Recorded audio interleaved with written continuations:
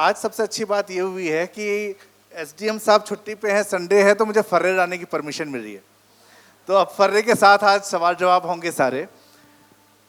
परिचय आप लोग सुन ही चुके हैं। अनुराग जी 12th फेल के लेखक हैं, मनोज जी और श्रद्धा जी उसके मुख्य पात्र हैं। इनकी कहानी आपने किताब में पढ़ी और हाल ही में हमने बड़े पर्दे पर भी 12th फेल को देखा है। बहुत से लोगों ने देखा, यहाँ पर बहुत सारे लोग मिलने आए मनोज जी से, अनुराग जी से, श्रद्धा जी से कि कैसे हैं, कैसा हुआ, इंस्पिरेशन लेके गए हैं। तो आज हम कोशिश करेंगे, क्योंकि समय 45 मिनट का ही होता है, तो हम कोशिश करेंगे तीनों लोगों से कुछ बातें जानने की। और जैसा परंपरा है लेडीज़ फर्स्ट, तो श्रद्धा जी पहला सवाल आपसे। और फेल पास की बात छोड़ते हैं, प्यार मोहब्बत की दुनिया है।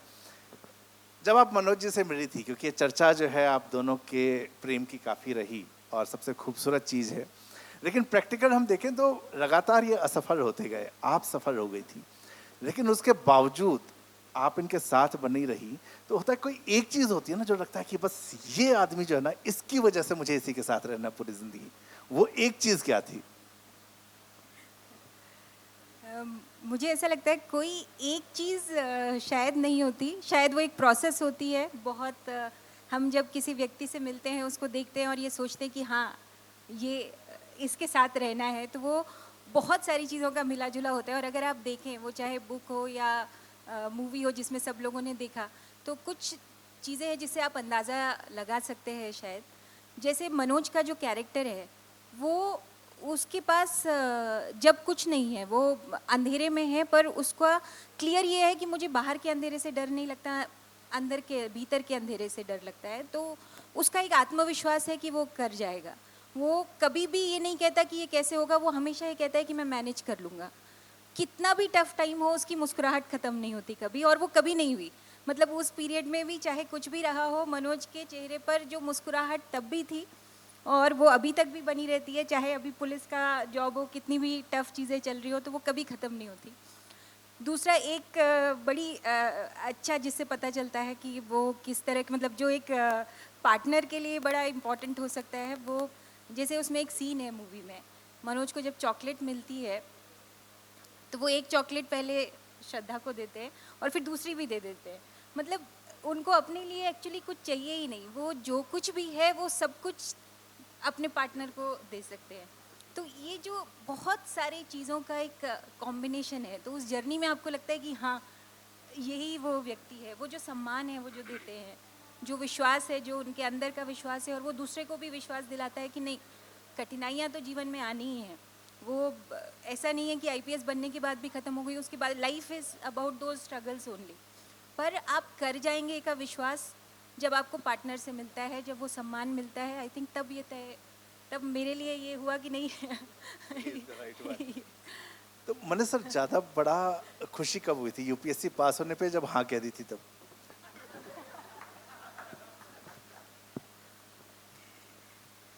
ये दोनों प्रोसेस साथ साथ चल रही थी।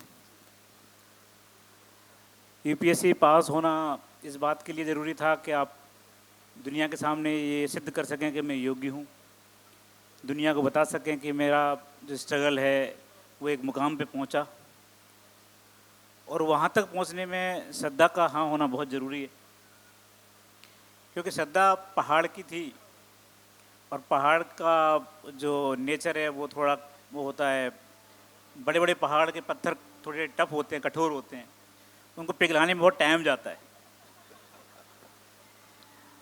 तो आप ऐसा नहीं कर सकते कि उस पत्थर को एक बार में तोड़ दें, उसको धीरे धीरे छेनी लगा लगा के आपको बताना पड़ता है कि मैं एक बहुत अच्छा खाना बनाने वाला भी हूँ, मेरी चाय तो ऐसी बनती है कि दुनिया में कोई बना नहीं सकता, क्योंकि पहाड़ी लोगों का जो दिल है ना वो चाय से जाता है पूरा अंदर। तो ऐसा करने में टाइम लगा, लेकिन ये दोनों प्रोसेस साथ साथ थी और मुझे लगता है कि एक दूसरे से जुड़ी हुई थी। क्योंकि कई बार ऐसे मौके आते थे जब ये होता था कि अब नहीं हो पाएगा, तब श्रद्धा का एक सेंटेंस मुझे हमेशा याद रहता था और अभी भी है कि अगर तुम्हारे अंदर योग्यता नहीं होती तो मैं बोलती आज क्विट कर दो, रहने दो, कुछ और काम कर लेंगे। लेकिन तुम्हारे अंदर योग्यता है, मैं जानती हूँ, तुम उसके साथ न्याय नहीं कर रहे हो, और अगर ऐसा नहीं कर रहे हो तो तुम सिर्फ अपने लिए ही नहीं बल्कि पूरे समाज के लिए गलत काम कर रहे हो। अगर सोसाइटी कुछ देना चाहते हो तो उसके लिए ताकतवर और अच्छा व्यक्ति बनना पड़ेगा, और इसलिए दोनों चीज़ें इकट्ठी हो गई थी, सिलेक्शन भी और प्यार भी। तो एक इंस्पिरेशन जो है, एक दशरथ माझी थे, उसके बाद मुझे लगता है मनोज सर है। तो एक अच्छी इंस्पिरेशन, ये पॉजिटिविटी। मैं एक ही चीज़ में आपसे फिर और पूछना चाहूँगा कि आजकल जो चर्चा होती है कि फास्ट फूड का टाइम है, प्यार भी फटाफट इंस्टाग्राम पे हुआ, और मतलब फेसबुक पे हुआ और इंस्टाग्राम पे ब्रेकअप हो रहा है अब।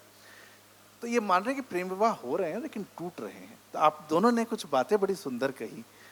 तो आपका ये जो बॉन्डिंग है, ये बॉन्डिंग इतने सालों के बाद भी जो कंटिन्यू हो रहा है, आप मानते हैं कि प्रेम विवाह टूट रहे हैं? एक तो मैं ये जानना चाह रहा हूँ पहले के मुकाबले ज़्यादा, और दूसरा बॉन्डिंग बनाए रखने के लिए कौन सी चीज़ें हैं जो जोड़े हुए हैं आप दोनों को? देखो, प्रकृति ने हमको इस तरह से बनाया है कि इसमें समाज ने एक व्यवस्था बनाई है, विवाह नाम की व्यवस्था, और ये विवाह सबसे बड़ी सच्चाई है दुनिया की। अब इसमें आप चाहे प्रेम विवाह करो या फिर घर की मर्जी से जिस तरह की शादियाँ होती हैं वो करो, लेकिन वो करना अनिवार्य है प्रकृति के नियम के हिसाब से भी और समाज के हिसाब से भी। तो कई बार ऐसा होता है इसमें कि हम हमारे घर वाले जो हमारे लिए लड़का या लड़की ढूंढते हैं वो बहुत अच्छा निकल जाता है, और हम पूरा जीवन बहुत अच्छा निकालते हैं उसको। हम लोग प्रेमचंद की भाषा में बोले, गोदान में उन्होंने लिखा है, साहचर्य जनित प्रेम, साहचर्य से प्रेम आता है वो। पर उसमें एक थोड़ा सा अड़चन है, वो अड़चन ये है कि वो कभी कभी जुआ हो जाता है। अगर आपका पार्टनर अच्छा निकल गया तो बात ही अलग है, वो तो बेस्ट हो सकता है, क्योंकि वो आप नया जीवन शुरू कर रहे हैं और उसको बहुत ऊंचाई तक ले जा सकता है। पर अगर वो नहीं निकला तो बड़ी प्रॉब्लम हो जाती है। इसलिए मुझे हमेशा लगता है कि जो भी निर्णय अगर हम खुद लेते हैं अपने लिए और उसके बाद हम विवाह करते हैं तो वो ज़्यादा सार्थक है, क्योंकि हम उस व्यक्ति को जानते हैं, उस व्यक्ति की अच्छाइयाँ जानते हैं, उसकी बुराइयाँ जानते हैं, कमजोरियाँ जानते हैं। तो ऐसे में होता क्या है कि अगर वो सिर्फ आकर्षण से उपजा हुआ प्रेम नहीं है तो वो लंबा चलता है। अगर वो आकर्षण से सिर्फ उपजा हुआ प्रेम है तो उसकी परीक्षाएं होना चाहिए, उसके लिए मालूमात निकालना चाहिए। ये नहीं होना चाहिए कि हम जिन लोगों से जुड़े हुए हैं उनको अच्छी गिफ्ट देने से, उनको उनके जन्मदिन पर बहुत अच्छी पार्टी देने से वो सारा प्रेम हो जाए, वो गलत है। आज भी मेरी और श्रद्धा के बीच में अभी हम लोगों की शादी को काफ़ी समय हो गया। हम हर बार जब बर्थडे आता है, एनिवर्सरी आती है, तो कोई गिफ्ट एक दूसरे को नहीं देते, सिर्फ हम लिख के कुछ देते हैं। हम कोई कविता लिखते हैं या कोई भाव, मन में जो भाव आ रहा है वो लिखते हैं। तो प्रेम विवाह बहुत प्यारी चीज़ है, बस आंखें खोल के किया जाना चाहिए, आकर्षण से के वशीभूत होकर नहीं किया जाना चाहिए। क्योंकि इसमें अगर गलती हो भी गई, मान लो 4 साल बाद मालूम चला कि मैंने गलत व्यक्ति को चुन लिया या गलत लड़की को चुन लिया, तो वापस जाने का मार्ग तुम्हारे पास है।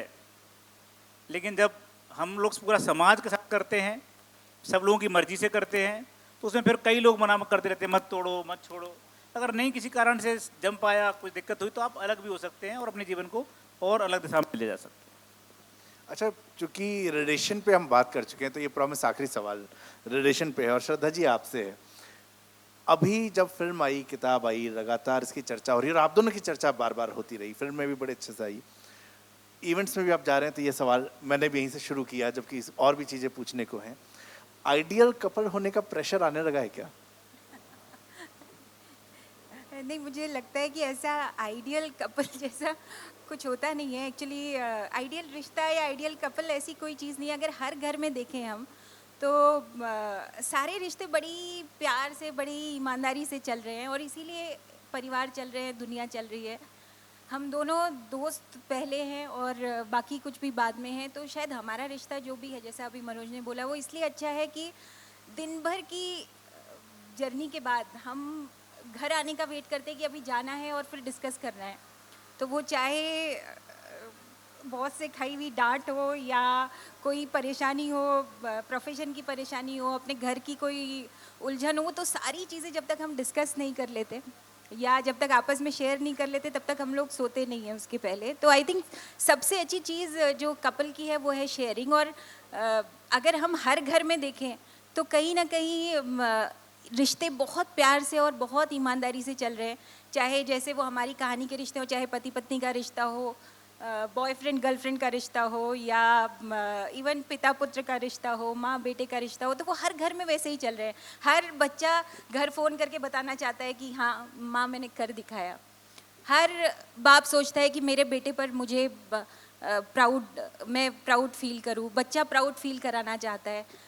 जो पत्नी है वो हमेशा पति की सफलता पर, पति की असफलता पर हर समय साथ खड़ी हुई है। या इवन जो पति है वो पत्नी के उसमें, तो आई थिंक ऐसा कुछ है नहीं कि आइडियल कपल या इस तरह की चीज़ें। वो हमारे हर घर में हर समय इस तरह के ऐसे सारे ही रिश्ते हर जगह मौजूद है हमारे सामने। बिल्कुल। अच्छा, कितनों ने मूवी देखी है 12th फेल और बुक कितनों ने पढ़ी है? ये बड़ा दुखद है, किताब पढ़ने वाले कम है, लेकिन ठीक है। तो इस कहानी को लिखने वाले जो शख्स हैं वो हैं अनुराग पाठक जी। तो ये तालियां पहले दिन के लिए बजाओ भाई, क्योंकि जिस हीरो से आज हम मिल रहे हैं उनको मिलवाने वाले व्यक्ति वो हैं। Anurag ji, as a writer हमें अपनी कहानी से बड़ा प्यार होता है और पात्रों से भी होता है। आपकी कहानी के जो पात्र हैं वो धीरे धीरे कहानी से बहुत ज्यादा बड़े हो चुके हैं। एज अ राइटर आप उसको कैसे देख रहे हैं? मैंने कुछ और उपन्यास पढ़े हैं, लिखने के पहले काफ़ी पढ़ा है, तो कुछ पात्र मुझे याद आते हैं। सुधा चंद्र, शेखर शशि या समर प्रभा।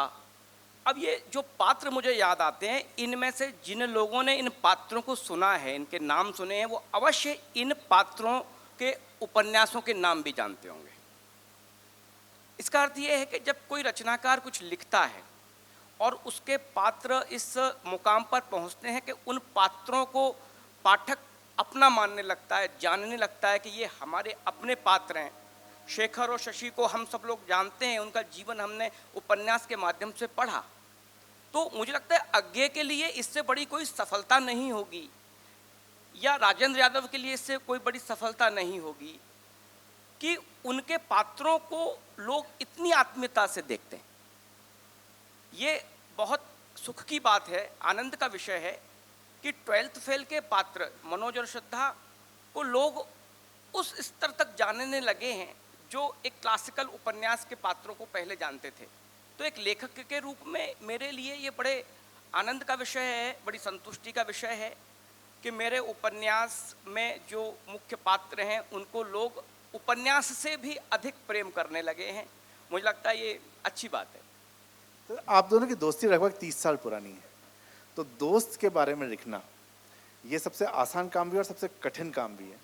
तो ये कहानी जब आप लिख रहे थे तो कितना मतलब आसान था पात्र के साथ न्याय करना और ईमानदार बने रहना, क्योंकि दोस्त की कमियां बताने में बड़ी समस्याएं होती है। हाँ, नहीं ये और दोस्त पुलिस वाला भी है। हाँ हाँ, ये मैं थोड़ा पीछे जाना चाहूँगा।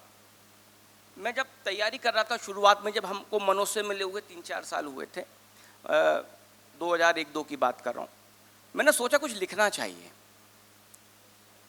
तो मैंने 2-3 पेज लिखे थे उस समय, लगभग आज से लगभग 20 साल पहले। और वो कहानी भी उस समय मैंने मनोज को ध्यान में रख के लिखी थी कि 1-2-3 पेज ही लिखे थे कि इस तरह से ये लिखेंगे। उस समय से ये था कि अगर कहानी लिखनी है तो ये मनोज का जो जीवन है, जो मैंने काफ़ी देखा है, बड़ा नज़दीक से देखा है, वो ऐसी कहानी है जिससे तब मनोज IPS नहीं हुए थे। बहुत दूर दूर तक नहीं पता था कि मनोज सफल होंगे या नहीं होंगे, लेकिन वो दौर था जो 2-3 साल का मनोज का संघर्ष का दौर था, उसका जो भी, उसको ही लिखने में मुझे लग रहा था कि ये कहानी ऐसी बन सकती है जिसको लोगों को पढ़ना चाहिए। बाद में स्थिति बदली, मनोज IPS बने, फिर मुझे लगा अगर लिखना है तो ये लिखा जा सकता है। फिर मैंने प्रयत्न किया और सफल हुआ। अब आपका ये प्रश्न है कि एक मित्र के जब आप अच्छाई भी जानते हैं, बुराई भी जानते हैं, तो आप कैसे लिखेंगे जब वो पुलिस अफसर भी हो। मुझे लगता है आप जब तक किसी विषय को पूर्णता में नहीं जानते, अधिकतम नहीं जानते, तो लिखने में कहीं ना कहीं चूक होती है। इसलिए काल्पनिक लिखना और यथार्थ लिखना, इन दोनों लेखन में एक अंतर होता है, उनकी संप्रेषणीयता में अंतर होता है। अगर आप यथार्थ जीवन के बारे में लिखते हैं तो वो सच्चाई बड़ी ईमानदारी से प्रकट होती है। आपने उपन्यास पढ़ा होगा तो उसमें ऐसा नहीं है कि मनोज के बारे में लिखते समय उनकी कमियों पर विचार नहीं किया गया, वो यात्रा पर विचार है। यात्रा में कमियां भी हैं, यात्रा में अच्छाइयां भी हैं, यात्रा में संघर्ष भी है, यात्रा में प्रेम भी है, सब है। तभी मुझे लगता है ये उपन्यास लोगों को पसंद आया। अगर एकांगी होता तो मुझे लगता है उतनी पहुंच इस उपन्यास की नहीं हो पाती।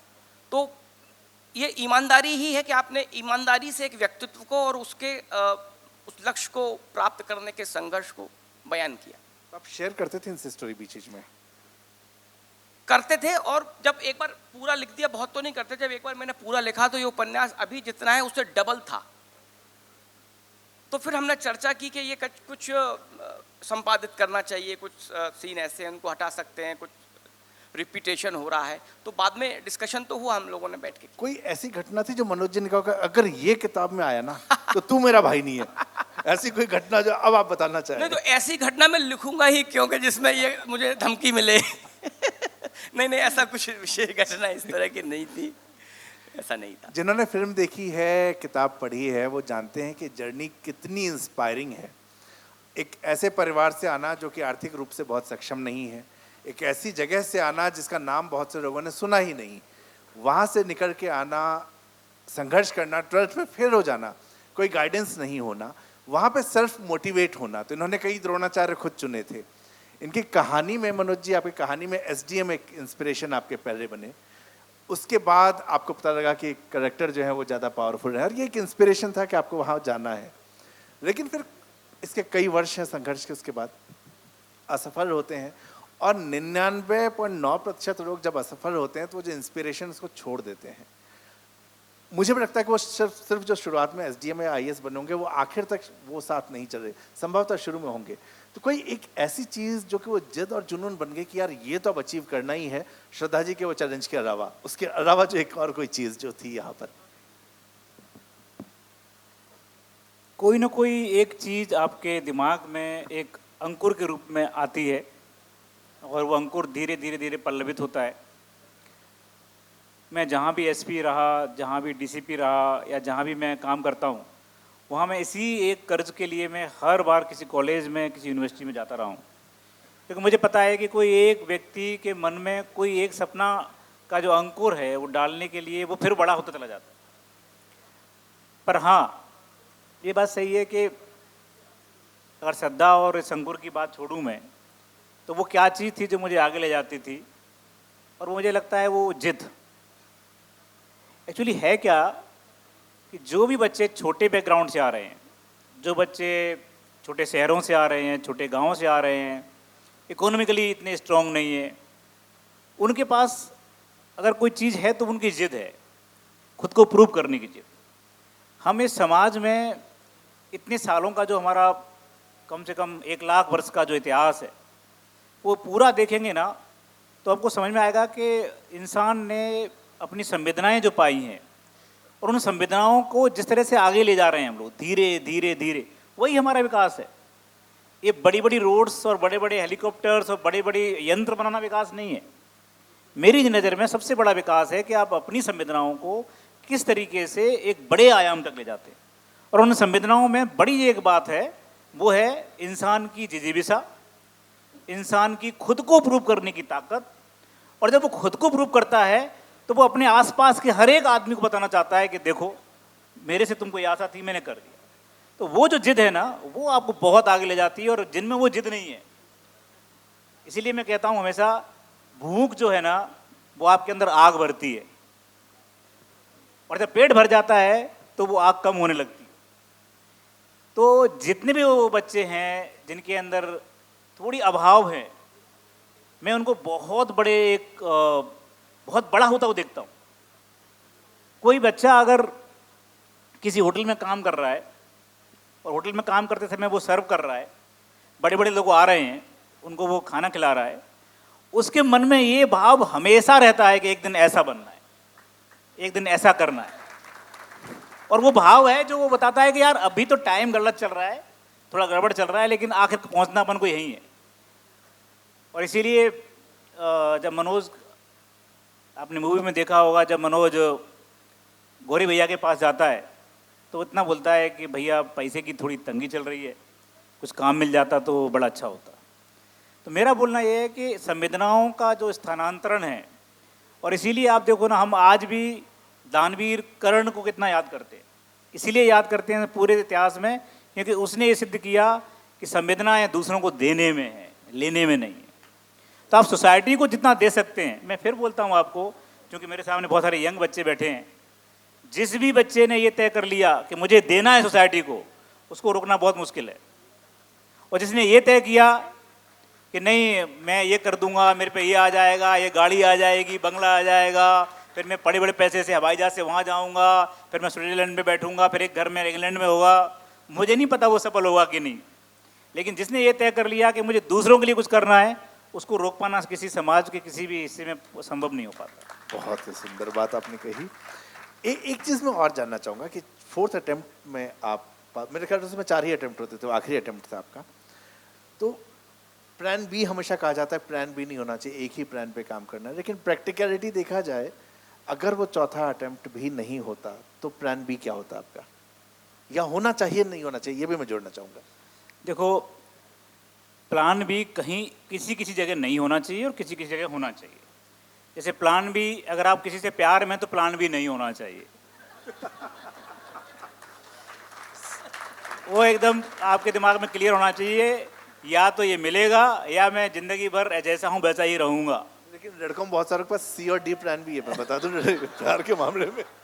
तो वो प्यार के मामले में जिन जिन लड़कों के पास में उनकी स्क्रीन पे अलग अलग फोटो हैं, वो समझ लो प्लान बी ए सी डी में कहीं भी फिट नहीं होने वाले। पक्का मानो, जब तक आप अपने खुद से ईमानदार नहीं होगे ना, तब तक आप किसी भी समाज में कहीं भी ईमानदारी से आगे नहीं बढ़ पाओगे। पर हाँ, कैरियर के मामले में ज़रूर हमारे पास कुछ न कुछ दूसरा थिंकिंग होना चाहिए, क्योंकि मेरा ऐसा मानना है कि कोई एक चीज़ आपको मिल जाएगी कैरियर के रूप में और वहाँ संतुष्ट हो जाएंगे, ऐसा होता नहीं है। कंपटीशन बहुत बड़ा हुआ है, आपको एक एक नंबर से, आधे आधे नंबर से कभी कभी बैठना पड़ जाता है। तो ऐसे में हमेशा एक रहना चाहिए कि ये करूँगा, अगर किसी कारण से सफल नहीं हो पाया तो मैं ये करूँगा। पर हाँ, यूपीएससी का और एमपीएससी का और जो स्टेट सर्विसेज हैं, उनका एक बड़ा खासियत है, ये क्या करती हैं, आपको आपके पंखों को मजबूत बहुत बनाती है। आपका ज्ञान इतना बढ़ जाता है, इतना नॉलेज बढ़ जाती है, आपकी पर्सनैलिटी इतनी अच्छी हो जाती है कि आप अगर कहीं नहीं भी हो पाए तो भी आपको कोई ना कोई ऐसा काम मिलता है जो आपको बहुत आगे ले जाता है। उदाहरण के लिए, आज के हिंदुस्तान के अपने जितने भी जर्नलिस्ट हैं, बड़े जर्नलिस्ट, मैं कितने लोगों को जानता हूँ जो हमारे साथ तैयारी करते थे, अब बड़े जर्नलिस्ट है वो, और मैं अभी उनसे बोलता हूँ, यार भाई इधर आके कुछ नहीं है यार, तू बड़ा आदमी है, तू रोज़ पीएम के साथ बैठ रहा है, कभी किसी सीएम के साथ बैठ रहा है, और हम लोगों को वहाँ पहुँचने के लिए 10-10 सीढ़ियाँ परमिशन मांगनी पड़ती हैं कि 2 मिनट दे दो। तो ऐसा नहीं है, कई लोग अलग अलग जगह पे जा रहे हैं, मजबूत हो रहे हैं। ये तैयारी आपको मजबूत करती है। ये जरूरी नहीं है कि हम वही चीज़ करें, उसमें सेलेक्ट होकर ही सफल होंगे, बल्कि आप खुद को मजबूत कीजिए। इसीलिए हर जगह जब मनोज से इंटरव्यू में पूछा जाता है मूवी में कि आप नहीं होगे तो क्या करोगे, तो मनोज कहता है मैं पढ़ाऊँगा। और मैं भी जानता था कि मेरे पास इसके अलावा कुछ है नहीं, मैं पढ़ा सकता हूँ, और अगर नहीं होता मेरा चौथा तो मैं पढ़ाता कहीं ना कहीं। इस सारी कहानी में, और श्रद्धा जी ये सवाल मैं आपसे पूछना चाहूँगा कि सारी कहानी में, और ये अनुराग जी सोच सकते हैं इस पर अगर आपके पास भी हो, पर मूल सवाल श्रद्धा जी से। मनोज जी ने स्ट्रगल किया, फुटपाथ पे सोए, टेम्पो चलाया, सब कुछ किया, लेकिन ये सब मनोज जी ने किया। उस पारिवारिक स्थिति में अगर मनोज जी की जगह वहाँ कोई लड़की होती और उसकी ये जिद होती, तो मुझे नहीं लगता कि वो कर सकती थी। उसकी शादी हो चुकी होती, पैसे नहीं है, वो तो जा ही नहीं सकती थी बाहर। आपकी खुद की एक सहेली थी जो कि सक्षम परिवार से थी, लेकिन शादीशुदा होने की वजह से वो कोचिंग करने डर ही नहीं आ पाई। सोसाइटी में आज भी ये कहानियाँ हीरो की ज़्यादा हैं, मेल हीरोज़ की कहानियाँ ज़्यादा हैं हमारे पास। एज अ फीमेल, और आपने चूँकि बहुत सारा काम जो है महाराष्ट्र में किया है, जहाँ पर कि आदिवासियों को भी आपने सक्षम बनाने में काम किया है, महिलाओं को इस स्टेज पर आना, मैं ये नहीं कह रहा कल चेंज कर देंगे दुनिया, हो भी नहीं सकती है, लेकिन आज से भी अगर शुरुआत करें कि ये जो स्टोरी है ये सिर्फ किसी पुरुष की ही ऐसी संघर्ष की स्टोरी ना रहे, महिलाओं के लिए भी ये संघर्ष का मौका उनको मिले, तो कहाँ पे आपको लगता है कि चेंजेस की बड़ी ज़रूरत है अभी? ये बड़ा बहुत अच्छा सवाल आपने किया, क्योंकि लगातार मुझे लगता है कि दोनों की जर्नी में बहुत अंतर है। महिलाओं की जो जर्नी है कहीं ना कहीं, जैसे आपने कहा कि कहाँ कहाँ ये हो सकता है, तो जैसे शायद जिस समय जो पालने से जब शुरू हो रहा है, जब हमारे घर में बच्चे और बच्चियां दोनों होते हैं, तो कहीं ना कहीं बच्ची को जो हम सिखा रहे होते हैं उसको हम सिखाते हैं एडजस्ट करना सिखाते हैं, कॉम्प्रोमाइज़ करना सिखाते हैं, या उसको हम चुप रहना सिखाते हैं, या उससे हम बोलते हैं कि तुम मुस्कुराती रहो, क्योंकि तुम मुस्कुराती हो तो मेरा घर बहुत अच्छा लगता है, मैं घर आता हूँ तो मुझे स्माइलिंग डॉटर मिले तो मुझे बहुत अच्छा लगता है। और जो हमारा बेटा होता है उसको हम शुरू से ही कहीं ना कहीं हम जिम्मेदारियाँ उड़ना सिखाते हैं। उसको हम डांटते भी हैं अगर वो काम कंप्लीट नहीं कर पाए, तो उसको हम सामान खरीदने जाना है तो उसको हम भेजते हैं, उसको हम बोलना सिखाते हैं, उसको हम विरोध करना सिखाते हैं, बच्ची को हम चुप रहना सिखाते हैं, एडजस्ट। तो कहीं ना कहीं शुरुआत से ही जब हम कर रहे होते हैं, या जैसे अभी चर्चा चल रही थी कि सब्जेक्ट्स का भी बाइफर्केशन है, खिलौनों का बाइफर्केशन है, तो हमारे अनकॉन्शियस माइंड में हम उस तरीके से बढ़ते चले जाते हैं जो आगे लगातार। और इसलिए 12th तक हमेशा टॉपर्स लड़कियां होती हैं, क्योंकि जब तक किताबी दुनिया में काम कर रही हैं, जब तक उसका कमरा और उसकी किताब है, तब तक वो बहुत अच्छा पढ़ रही है।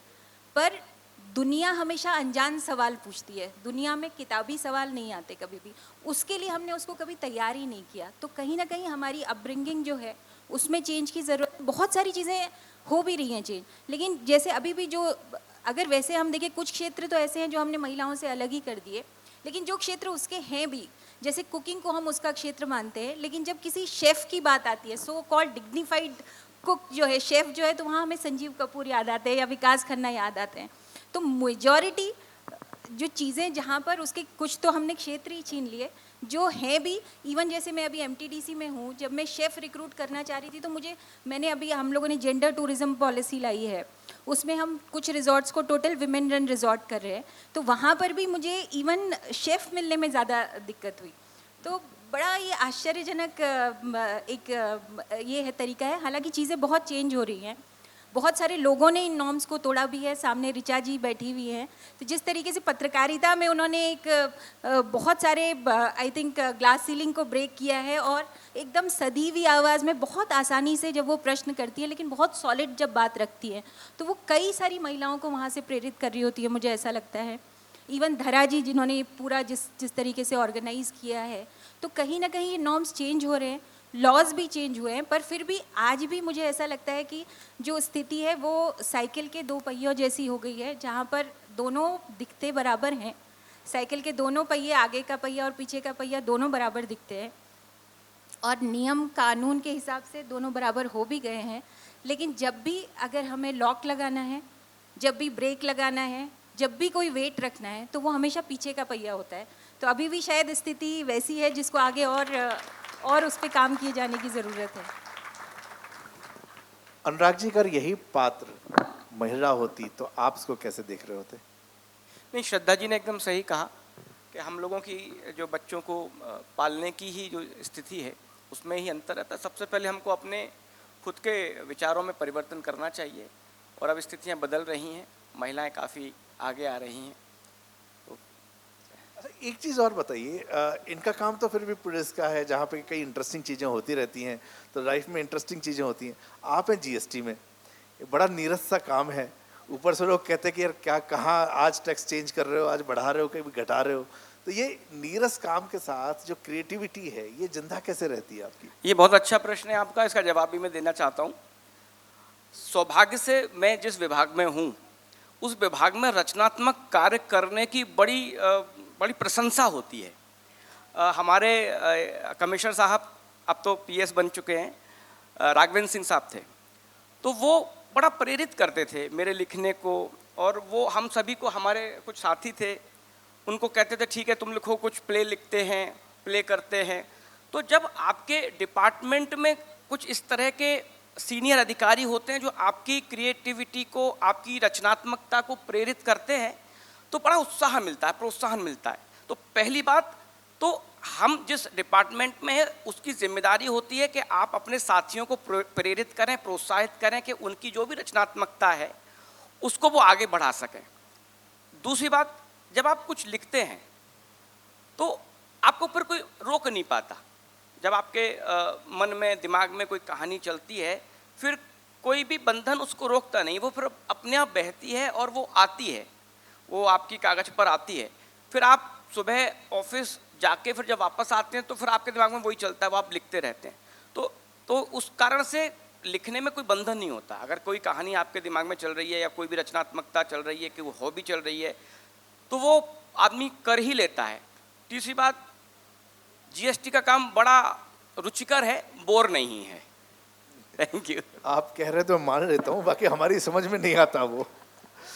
मनोज जी, एक सवाल और मैं आपसे जानना चाहूँगा। आपकी कहानी जब अनुराग जी की, पहले मेरा परिचय तो अनुराग जी के थ्रू हुआ आपसे, उसमें पिता के साथ लगातार एक संघर्ष की कहानी है। उनका आइडियलिज्म है, वो एक आइडियल स्टेट चाहते हैं जहाँ उनको लगता है कि सारी चीज़ें इसी तरीके से होनी चाहिए, जो कि व्यवहार में कई बार नहीं हो पाती है, जिसकी वजह से उनका अपना विवाद चलते रहे अधिकारियों के साथ, लोगों के साथ। आपका भी कहीं न कहीं विचार का विरोध रहा, और ये सामान्य तौर पे सभी परिवारों में पिता पुत्र के बीच में विरोध जो है वो चलता रहता है। मैं दो चीज़ें यहाँ जानना चाह रहा हूँ। एक तो ये पिता पुत्र का जो विरोध होता है और बाद में एक टाइम लगता है कि पापा ही सही थे, वो स्टेज। सेकंड, जो सिस्टम के अंदर अपना एक सिस्टम है, उसमें अच्छे हैं, बुरे हैं, अच्छी चीज़ें हैं, कुछ चीज़ें मैनिपुलेट भी होती हैं। आपको लगता है कि कितना उन चीज़ों को सही करना आसान है जैसा आपके पिताजी सोचते थे, और कितने हद तक वो ठीक थे वहाँ पर? देखो, मेरा ऐसा मानना है नवीन जी कि जो भी पुरुष है, जो लड़का है, उसके अंदर कहीं ना कहीं उसका बाप पल रहा है, कहीं ना कहीं। जो लड़की है उसके अंदर उसकी माँ कहीं ना कहीं पल रही है, क्योंकि ये हजारों सालों के जीन्स का प्रॉब्लम है कि आप अपने फादर को, उसकी आदतों को छोड़ नहीं सकते। और कई बार आपको लगता है कि नहीं नहीं, मेरे अंदर ऐसी आदतें नहीं है, लेकिन जैसे जैसे समय बढ़ता जाता है वैसे वैसे आप अपने पिताजी के ज़्यादा नज़दीक महसूस करते हैं खुद को, कि यार ऐसा वो भी करते थे। पर इस दौर में जो पढ़े लिखे लोग हैं वो ये देखते हैं कि मेरे फादर के अंदर क्या बेहतरीन चीज़ें हैं और क्या चीज़ें ऐसी हैं जिनके कारण फादर को बहुत सफ़र करना पड़ा। वो अगर सुधार करना चाहें तो बहुत अच्छा होता है। जैसे मैं अपने बारे में सोचता हूँ कि मेरे फादर जिद्दी हैं, मेरे फादर ईमानदार हैं, लेकिन एक प्रॉब्लम मुझे लगती थी कि वो लड़ाई करते समय दुनिया को छोड़ करके लड़ाई उनकी कभी कभी पर्सनल और ईगोइस्टिक हो जाती। अब मैं सर्विस में हूँ, अब मेरी लड़ाइयाँ होती हैं, वही ईमानदारी की बात, वही सच्चाई की बात। तब के संघर्ष अलग थे, अब के अलग है, लेकिन संघर्ष तो हैं ही। तो ऐसे टाइम पे फिर करना ये पड़ता है कि सीखना पड़ता है। जैसे मैंने सीखा ऑनेस्टी विदाउट ईगो। जो मैंने सोचा कि यार ऑनेस्ट होने में आप ईगोइस्टिक नहीं हो सकते, क्योंकि ये कोई ऐसी चीज़ नहीं है जो जिसके लिए आपको ईगो आए। ये सहज चीज़ है, ऑनेस्ट होना चाहिए आदमी को। कई लोग क्या करते हैं, खाते भी ऑनेस्टी को हैं, पीते भी ऑनेस्टी को हैं, सोते भी ऑनेस्टी में हैं। उनको लगता है उनसे ज़्यादा ईमानदार दूसरा कोई दुनिया में आदमी ही नहीं है। तो वो एक चीज़ है। दूसरी चीज़ जो मुझे लगता है कि हमको विरासत में मिलती है, वो है जिद। जैसे मेरे पिताजी जिद्दी हैं, मैं भी बहुत जिद्दी हूँ। अगर कोई बात तय करता हूँ तो मुझे नहीं लगता कि दुनिया की कोई ताकत मुझे रोक सकती है उसको करने में। लेकिन मेरे पास विवेक देने के लिए, मुझे सही रास्ते पर लगातार बनाए रखने के लिए अभी भी मेरे पास श्रद्धा है।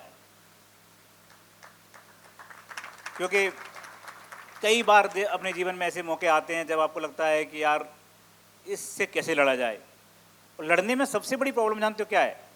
लड़ाई का एक ही प्रॉब्लम है, आपकी खुद की जो आकांक्षाएं हैं, जो महत्वाकांक्षाएं और लालच, उस पर आपका नियंत्रण है कि नहीं। लालच क्या करता है, आपको लड़ने नहीं देता। आपको हमेशा आपके दिमाग में गणित चलता रहता है, ऐसा करूंगा तो ऐसा हो जाएगा, फिर मेरा ये नुकसान हो जाएगा।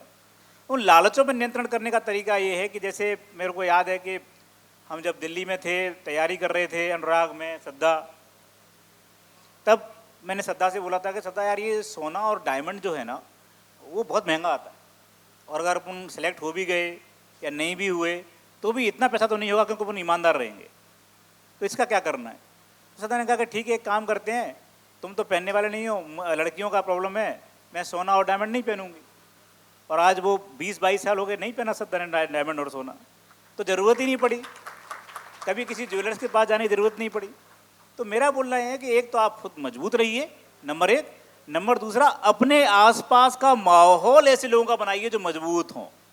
कमज़ोर लोगों के साथ मत रहिए, उन लोगों के साथ मत रहिए जो आपको रोज़ बताते हो कि अरे यार बर्बाद हो गए, तू अपने लिए कुछ कर ले, तू बर्बाद हो जाएगा, तू बीमार हो जाएगा तो इलाज कैसे होगा, तू समझ नहीं पा रहा है यार, तेरे को पता है कि तूने अपना घर ये नहीं लिया, तुमने इतना तुम्हारे पास नहीं है। उनको बोलो भाई अपने घर में रहो और अपने लोगों से बात करो, मेरे पास मत आओ। जो आपका सर्किल है वो सर्किल बहुत मजबूत लोगों का होना चाहिए, और ऐसे लोगों का होना चाहिए जो आपका सम्मान करे। आपने अभी जो बात पूछी ना पति पत्नी के संबंधों में, मैं आपको बहुत विश्वास से बोलता हूँ, पति पत्नी का और दोस्त दोस्त का संबंध वही मजबूत है, वही आगे चलेगा जिसमें एक दूसरे का सम्मान हो। सम्मान अगर आप करेंगे ना तो आपको दिक्कत नहीं आएगी। सम्मान ही है जो आपको जोड़ के रखता है, बाकी चीज़ें धीरे धीरे धीरे धीरे अलग हो जाती है। तो आप दोस्त अच्छे बनाइए, उनके साथ बैठिए, अपने फादर की अच्छी चीज़ें लीजिए और सोसाइटी में अपना तय कीजिए कि ये तय करना है। मेरे को एक आईफोन लेना था और आईफोन देने मेरे को लग रहा था कि आईफोन जल्दी ले लेता हूँ, लेकिन बहुत महंगा आ रहा था। तो एक किसी को मालूम चला कि मैं आईफोन लेना चाहता हूँ, तो एक बंदा मेरे पास आके बोला ले लो। मैंने कहा नहीं ऐसे नहीं लेता मैं, मुझे ना बिल चाहिए रहता है और मैं आप कम पैसे में नहीं ले सकता। उसने कहा ऐसा ऐसा है, मेरे पास तो मेरी दुकान है, मैं तो दे दूंगा, बिल भी दे दूंगा आपको, तुमको 40,000 में दे दूंगा। मुझे लगा बिल भी मिल रहा है, पैसे भी कम लग रहे हैं, आईफोन भी आ रहा है, तो ले लेते हैं यार। तो मैंने सद्दा को फ़ोन किया, सद्दा यार आईफोन ले लूँ क्या? सद्दा ने कहा मैं दिलवा दूंगी आईफोन, परेशान मत हो, ये जो आदमी आया है वो बिना काम के नहीं आया तुम्हारे पास, कोई ना कोई काम करवाएगा तुमसे। तो मेरा बोलना ये है कि आपको मजबूत साथी चाहिए। हम लोग क्या करते हैं ना, जो बच्चे बड़े घरों में शादी करने की कोशिश कर रहे हैं या पैसे वाले घरों में शादी करने की कोशिश कर रहे हैं, वो बता रहा हूँ तुम अपने पैरों पे कुल्हाड़ी मार रहे हो, भयंकर बड़ी कुल्हाड़ी मार रहे हो। क्योंकि कुछ दिन बाद तुमको वो उनके घर वाले बोलने वाले हैं कि यार तू जो साड़ी लेके आया ना वो हमारे यहाँ घर में नौकरानी में नहीं पहनती, और तब तुमको समझ में आएगा क्या कर दिया मैंने। तो बड़े चमकीले चीज़ों में मत जाइए, थोड़े थोड़े ज़मीन पे पैर रखिए, और ज़मीन पे पैर रखेंगे तो अच्छे लोग तलाशिए। जीवन का सबसे बड़ा डिसीजन है शादी, और वो जिन लोगों ने बेवकूफ़ी में की है उनका कुछ नहीं हो सकता, बता रहा हूँ मैं। आपके इस आंसर से ना मैं सिर्फ एक पोर्शन काट के अलग से अपनी बीवी को भेजूंगा कि श्रद्धा ने कहा मैं आईफोन दिलाती हूँ। मैं दो छोटे छोटे सवाल और पूछूंगा। ये सवाल जो है एक मेरे दोस्त प्रशांत कश्यप ने पूछा और एक अंकिता जैन जी ने पूछा जो यहाँ है। प्रशांत ने ये पूछा था कि अब फिल्म आ गई, सेलिब्रिटी हो गए, राजेंद्र लाइफ हो गया अब मामला, आप इंजॉय क्या करते हैं? यूपीएससी पास करना, 12th फेल होना, या आपकी कहानी घर घर पहुँचना? और अंकिता जी का सवाल ये था कि आपने अपनी कहानी खुद क्यों नहीं लिखी? पहले मैं अंकिता जी के क्वेश्चन से जाता हूँ। वो क्षमता नहीं थी मेरे अंदर क्योंकि लेखन बहुत बड़ी चीज़ है। जो लिखते हैं, आप तो खुद लिखा है आपने, अंकिता जी भी लिखती है। लेखन एक कला है, सबको नहीं आती, भगवान सबको नहीं देता। अनुराग पाठक जी के पास वो कला बहुत पहले देखी थी मैंने, जब मैं कॉलेज में नया नया आया ही था गाँव से। उस समय भी एक कादम्बरी नाम का प्रतियोगिता चलती थी, उसमें एक बार कहानी प्रतियोगिता हुई थी, जैसे मैंने सोचा था कि मुझे ज़रूर नंबर मिलेंगे, ज़रूर मेरा आएगा, और लेकिन फिर भी मेरे को सांत्वना पुरस्कार भी नहीं मिला। अनुराग जी टॉपर थे उसमें। तो आपके घर में और आपका दोस्त, आपका रूम पार्टनर जो 10-12 साल रूम पार्टनर रहा हो और जिसको आपके जीवन के बारे में सब कुछ पता हो, और ऊपर से एक मेरी बहुत अच्छी हैबिट थी जो जिनके पास नहीं है, मैं उनको बताना चाहता हूँ कि मैं डायरी बहुत बचपन से लिख रहा हूँ और अभी भी लिखता हूँ। तो डायरियाँ लिखने से मुझे बहुत फ़ायदा हुआ है, बहुत ज़्यादा। और डायरियाँ मैं ऐसी नहीं लिखता था, कैसी कि क्या बोलते हैं, स्थूल टाइप की डायरियाँ रहती थी मेरी, ऐसा हुआ फिर ऐसा हुआ, ऐसा हुआ, ऐसा हुआ। मूर्त वो नहीं रहती थी, क्या छायावादी डायरी नहीं लिखता था मैं, छायावादी डायरी में पता नहीं चलता कब लिखी मैंने, डेट ही नहीं याद रहती कुछ भी। तो वो डायरियों का यूज़ था। अनुराग जी अच्छे लेखक थे और अनुराग जी से अच्छा कोई लिख भी नहीं सकता था, और अनुराग जी ने ही पहले ये प्रस्ताव रखा था कि मुझे लिखना है। और वो जैसा अनुराग जी बताया 20 साल पहले बोला था, तो कोई बात ही नहीं थी लिखने में। और उन्होंने जो लिखा है वो तो आप सब लोगों ने देखा है कि आज बड़े अच्छे तरीके से सराहा जा रहा है। दूसरा जो प्रश्न था आपका कि यूपीएससी पास होना, 12th फेल होना, या कहानी घर घर पहुंचना, किसको तो ज़्यादा एंजॉय करते हैं? मेरे को पता नहीं, बहुत क्लियर बताता हूँ, यूपीएससी पास होना ही सब कुछ है, रोजी रोटी है वो, ठीक है, नंबर 1। और जो भी है वो यूपीएससी से ही है। अगर सिलेक्शन नहीं हुआ होता तो मैं यहाँ भी, आप मुझे नहीं बुला रहे होते। बाकी पिक्चर का आना, किताब का लिखना, ये तो बाई प्रोडक्ट है, कभी हो जाते हैं भाग्य से, सबके साथ नहीं होते। लेकिन जितने भी लोग हैं जिन्होंने अपने जीवन में कुछ जो चाहते थे वो पाया है, वो सबसे महत्वपूर्ण है। तो ठोस चीज़ वही है यूपीएससी में पास होना, क्योंकि उसके बाद ही जीवन आपका बदला। कम से कम ये तय हो गया है कि मुझे ये देखना नहीं पड़ता कि मैं कौन सी फ्लाइट से जाऊँगा, फ्लाइट अगर कैंसिल होगी तो दूसरी करा पाऊँगा कि नहीं, कहाँ रुकूँगा, कहाँ गाड़ी मिलेगी, सब कुछ तय हो चुका है। एक एग्ज़ाम आपको आपके जीवन को टोटली बदल देता है, टोटली। ये हिंदुस्तान की खासियत है, लोकतंत्र की खासियत है। तो जो लोग तैयारी कर रहे हैं वो पक्का मानिए कि आपका जिस दिन सिलेक्शन होता है उस दिन आपसे कोई नहीं पूछेगा कितने साल गए, कोई नहीं पूछेगा आपसे कि आपने कितना स्ट्रगल किया, कोई नहीं पूछेगा कि आप और बाकी लोगों में क्या अंतर था, सब बराबर हो जाते हैं। पूरा जीवन, पिछला जो जीवन है वो खत्म होता है, एक नया जीवन शुरू होता है और नया जीवन बहुत चुनौतियों से भरा हुआ है, बहुत चुनौतियाँ हैं उसमें, और उन चुनौतियों को खेलने में, उनसे बात करने में, उनको ठीक करने में बहुत आनंद आता है। अब तीनों लोगों से पूछने को बहुत सारी चीज़ें हैं, अगला सेशन भी होना है, लेकिन मैं ये नहीं चाहता कि उधर से कोई ये कहे कि सारी बातें खुद कर ली, हमें कुछ नहीं कहा। तो ऑडियंस क्वेश्चन मनोज जी से मेरा सवाल है कि अभी आपने कहा कि प्लान बी आपका था कि आप अध्यापक होते, तो क्या भविष्य में हम एक ऐसे अध्यापक को देख रहे हैं जो अपने रिटायरमेंट के बाद इस प्लान बी को लागू करे और नई जनरेशन को इतना मोटिवेशन दे कि वो पुनः तैयारी करें, जो नए लड़के आ रहे हैं उनको मोटिवेशन मिले और संघर्ष न करना पड़े उनको और अपने लक्ष्य को पालें? क्या वो प्लान बी लागू करेंगे? ये सेकंड क्वेश्चन भी आप ले लीजिए आगे, जो है फिर दोनों के आंसर एक साथ करवा देते हैं। आगे आगे आगे, इधर इधर सबसे आगे। नमस्कार मनोज जी, मैंने फिल्म देखी, 2 बार देखी, अच्छी लगी। और जब आपका इंटरव्यू होता है, चेयरमैन साहब क्या वाकई वैसे उतने स्ट्रिक्ट और थे जो जैसा फिल्म में दिखाया गया है? और आपको उस मौके पर इंटरव्यू देते समय क्या फील हो रहा था? That's it. Thank you. Rajesh ji का जो सवाल है वो इस बात को लेकर के है कि क्या रिटायरमेंट के बाद क्या करना है। बहुत लंबा है अभी और टाइम काफ़ी है, करने को भी काफ़ी कुछ है, तो उस तरफ ज़्यादा मैंने सोचा नहीं है अभी कुछ भी। पर हाँ, मैं जब भी मुझे मौका मिलता है, एक्चुअली वर्ल्ड हिस्ट्री मेरे को बड़ा अच्छा लगता है, तो वर्ल्ड हिस्ट्री का मैं बड़ा स्टूडेंट रहा हूँ, तो मैं जहाँ भी रहता हूँ मुझे जब मौका मिलता है तो मैं किसी कॉलेज में या यूनिवर्सिटी में जाके बात रखता हूँ अपनी।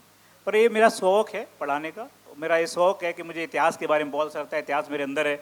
मैं जब किसी शहर में जाता हूँ, कहीं भी जाता हूँ, तो मैं इतिहास की चीज़ें देखना पसंद करता हूँ, पर वो आगे क्या होगा मुझे पता नहीं। दूसरा सवाल जो आपने किया है कि इंटरव्यू में क्या चल रहा था, तो बोर्ड जो होता है ना वो आपके अंदर क्या है वो जानना चाहता है, और उसके जो मेंबर्स होते हैं उन सबका अपना अलग अलग व्यक्तित्व होता है, वो अलग अलग तरीके से जानते हैं। आज मैं अगर बोर्ड में बैठूं तो मैं भी उसी तरीके से जानना चाहूँगा, पर ये पक्का मानिए कि हर आदमी जैसे घबराता है, डरता है, वैसे मैं भी डर रहा था। मुझे भी लग रहा था कि ये लोग क्या करते हैं, क्योंकि इनकी एक हाँ और एक ना पे मेरा जीवन टिका हुआ है। तो अगर किसी कारण से हाँ कर देते हैं तो मेरा जीवन अलग दिशा में चला जाएगा, नहीं हुआ तो अलग दिशा में चला जाएगा। तो डर था, वो डर स्वाभाविक भी है। और डर के बारे में आपको बताता हूँ कि एक बार क्या हुआ कि हम लोग एक टूर पे गए सिलेक्शन के बाद जम्मू कश्मीर में, और वहाँ पे एक हमारा कर्मचारी था पुलिस का जिसका बहुत नाम था कि ये बहुत ज़्यादा इनकाउंटर करता है, बहुत ज़बरदस्त इसकी पर्सनैलिटी है, था कांस्टेबल ही वो। तो मैंने उसके पास जाके यही सवाल पूछा था कि भाई तेरे को डर नहीं लगता क्या? तो उसने मुझे बोला था साहब डर लगता है, तभी तो मेरी उंगली टेढ़ी हो गई है क्योंकि मेरी हमेशा ट्रिगर पे रहती है। तो इसलिए जो व्यक्ति डर ये बोलते हैं मुझे डर नहीं लगता, वो गलत बोलते हैं। डर सबको लगता है, गला सबका सूखता है। तो डर तो स्वाभाविक है। Thank you. बहुत धन्यवाद। कुछ और इशारे हो रहे थे लेकिन मैं माफ़ी चाहता हूँ, नेक्स्ट सेशन जो है आगे लेट होता चला जाएगा तो हम और अभी सवाल नहीं ले पाएंगे, पर आप लोगों ने सुना, बहुत धन्यवाद। 12th फेयर किताब हिंदी और इंग्लिश दोनों में बाहर जब आप जाएंगे स्टॉल है राइट साइड में, वहाँ से आप ले सकते हैं, और मेरे उपन्यास तो खैर होते ही हैं वहाँ पर, तो वो भी आप वहाँ से खरीद सकते हैं। बहुत बहुत धन्यवाद आप सभी का। एक चीज़, लास्ट चीज़ और बोलना चाहता था कि चूँकि इंदौर शहर है और इंदौर शहर में अनुराग जी रहते हैं, और हम लोग अनुराग जी के साथ में बाहर कभी कहीं होते हैं तो कोई बात नहीं, लेकिन इंदौर शहर है और इंदौर शहर में अनुराग जी का पूरा काम है, तो मैं इस मंच के माध्यम से अनुराग जी का सबके सामने बहुत बहुत धन्यवाद व्यक्त करना चाहता हूँ, जिन्होंने इस कहानी को दुनिया के सामने लाए और जो कई लाखों लोगों को प्रेरणा दे रही है। कई लाख लोग ऐसे हैं जो अपने जीवन में जो हार गए थे वो रीस्टार्ट कर रहे हैं। कई ऐसे लोग हैं जिनको लगता था कि शायद उनके जीवन में अब कुछ नहीं बचा है, फिर भी वो इस उपन्यास के कारण, इस किताब के कारण फिर से अपने जीवन में आ रहे हैं। तो मुझे लगता है कि चूंकि इंदौर शहर है इसलिए उनके लिए एक बार ज़रूर ताली बजाना चाहिए हमको। आप तीनों का भी बहुत धन्यवाद। Thank you very much.